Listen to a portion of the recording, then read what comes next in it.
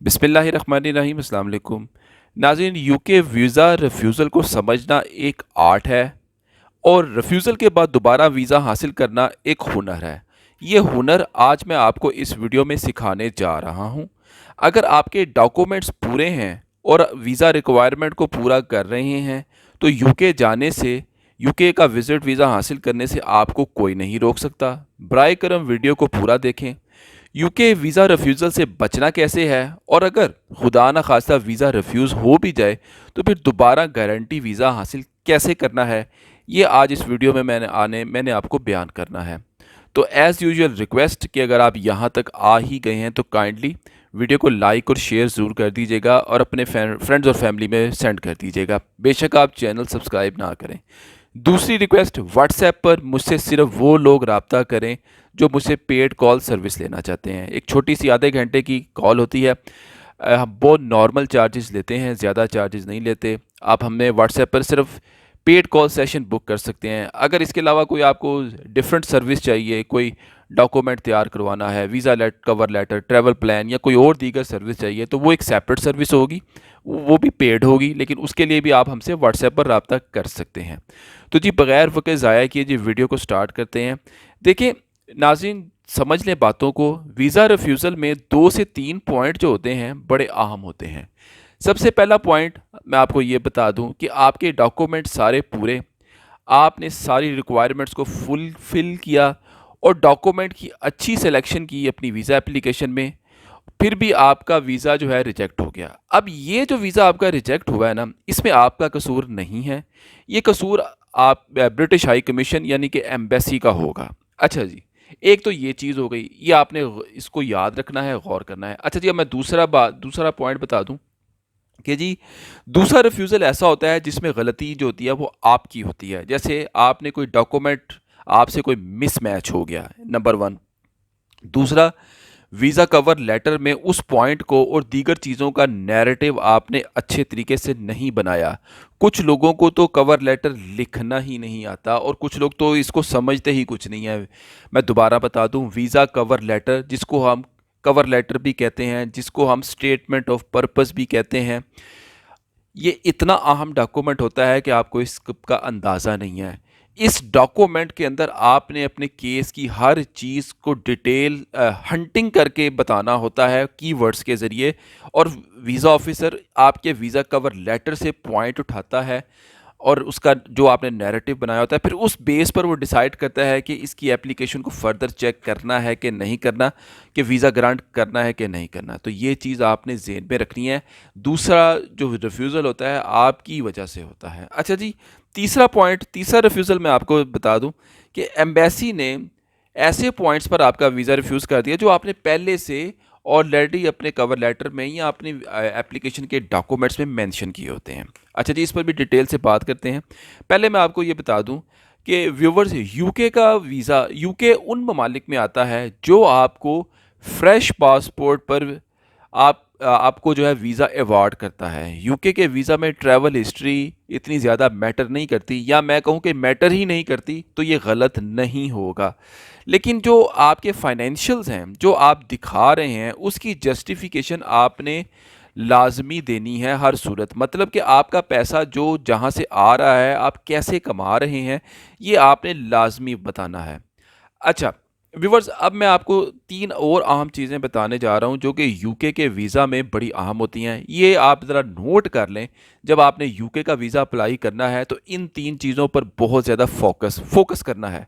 सबसे पहली चीज़ आपकी बैंक स्टेटमेंट, दूसरे नंबर पर आपकी इनकम टैक्स रिटर्न, और तीसरे नंबर पर जी आपका वीज़ा एप्लीकेशन फॉर्म आता है।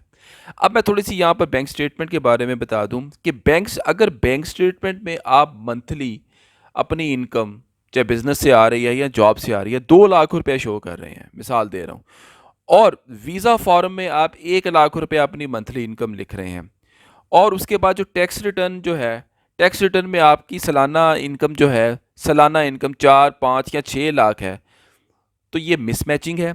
इस तरह आपको वीज़ा नहीं मिलना, हरगिज़ नहीं मिलना। जितना मर्जी ज़ोर लगा लें, खोबे में ज़ोर लगाने का कोई फ़ायदा नहीं है। अच्छा जी, अब दूसरा हल भी है, एक दूसरा सोल्यूशन भी आप सुन लें। अगर आप अपनी आईटीआर साथ लगा रहे हैं تو آپ کو اپنی بینک سٹیٹمنٹ اپنی آئی ٹی آر کے ساتھ لازمی میچ کرنی ہے. اگر میچ نہیں کر رہی تو آپ نے پھر دوسرا کام یہ آپ کر سکتے ہیں، یہ اتنا زیادہ ریکمینڈڈ تو نہیں ہے، لیکن اگر کوئی آپشن نہ ہو تو پھر آپ اس کو کنسیڈریشن میں لا سکتے ہیں.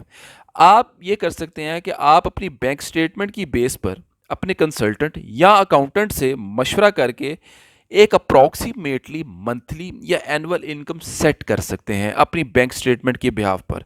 تو پھر آپ جو ہے آپ اپنی انکم ٹیکس ریٹرن بے شک نہ لگائیں، لیکن یہ آپ کی اپنی چوائس ہے، اور اس پر ویزا دینا یا نہ دینا مکمل طور پر ویزا آفیسر کا اختیار ہے. تو یہ چیز آپ نے ذہن میں رکھنی ہے. آپ نے یہ نہیں کہنا کہ جی ہم نے فلانے بندے کے مشورے پر ایسا کیا، اگرچہ یہ چیز ریکمینڈڈ نہیں ہے لیکن کچھ لوگ یہ بھی کر رہے ہیں. اچھا جی، یو کے کا ویزا زیادہ تر جو ریفیوز ہوتا ہے نا ویورز، وہ ہوتا ہے آپ کی بینکنگ کی ٹرانزیکشنز پر. اب ہوتا یہ ہے کہ آپ نے اتنی بڑی رقم آپ کے اکاؤنٹ میں ان یا آؤٹ ہوتی ہے، تو یہ آپ کی بزنس یا جاب کی کریڈیبلٹی سے میچ نہیں کرتی. اس کی مثال ایسے ہے کہ آپ کے اکاؤنٹ میں ایک دم 10 لاکھ روپیہ آ گیا یا 8 لاکھ روپیہ آ گیا، سالانہ سیلری منتھلی سیلری آپ کی 80,000 یا 1 لاکھ روپیہ.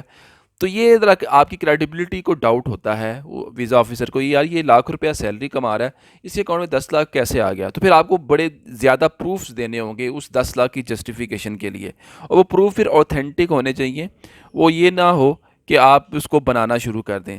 جو رقم آپ نے ویزا فارم میں لکھی ہے کہ آپ یو کے جا کر خرچ کریں گے، دوسری بات ہے کہ جو رقم آپ نے اپنے ویزا فارم میں لکھی ہے کہ آپ یو کے جا کر 7 دنوں میں یا 10 دنوں میں خرچ کریں گے، وہ رقم آپ کی منتھلی یا اینول انکم کے ساتھ مماثلت نہیں رکھتی، میچ نہیں کرتی. تو اس وجہ سے بھی ویزا جو ہے آپ کا ریفیوز ہو جاتا ہے. اچھا جی، اب اکثر ریفیوزل میں ویورز یہ بھی لکھ دیا جاتا ہے کہ آپ کی اسٹرانگ ٹائز اپنے ملک اور اپنی فیملی کے ساتھ نہیں ہیں، اور آپ کے فائنینشیل حالات بھی جو ہیں وہ اچھے نہیں ہیں. اب ویورز ہوم ٹائز میں بہت چیزیں آتی ہیں، جیسے آپ کی صرف فیملی ہی نہیں ہوتی، اس میں آپ کے پیرنٹس بھی آتے ہیں ہوم ٹائز میں.